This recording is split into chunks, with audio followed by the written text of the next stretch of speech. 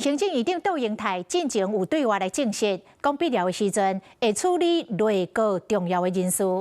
即马更加传出讲，杜议长私底下其实对经济部长郭志辉嘛有未少的怨言。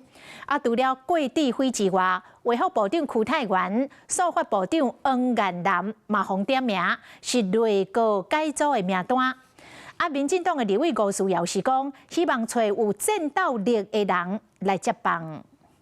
必要的时候，对重要的人士来做应该有的处理。进前行政院长杜英泰头一摆嘴放灵讲，会处理重要人事。根据了解，823后内阁会局部改组，上少有3个主要部会会做调整。经济部长郭志辉就点名是头号人选。改组的问题你不应该问我，我接受我的任务就我一定要把我的工作做好。郭志辉讲，这是真侪摆事件了证据，唔若受到党内批评，传出倒规骂啉未调花。就伫咧最近，甲人食饭，来个人拢将问题指向郭志辉。杜英泰专程微微笑点头，无回无去。在场的人士嘛拢伫咧想讲，伊应该嘛挡袂掉郭志辉。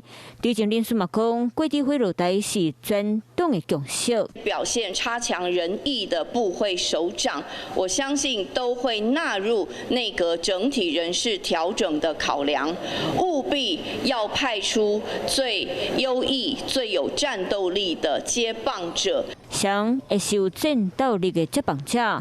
传出台电董事长陈文生经历和专业比郭志辉好真济，另外负财经背景的行政院秘书长金明欣嘛侪人小听，两人可能拢是经济部长的人选。如果郭志辉换曾文生，那其实大家也会觉得没有什么好期待的。事实上，现在不适任的阁员也不止郭志辉一个人呐，还有很多人。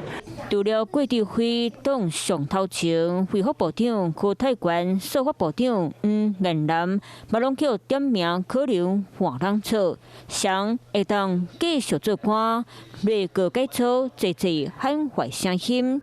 Hello， 我是张新文，想要抢先掌握最及时的新闻资讯吗？赶快订阅、按赞、开启小铃铛，锁定华视新闻 YouTube 频道。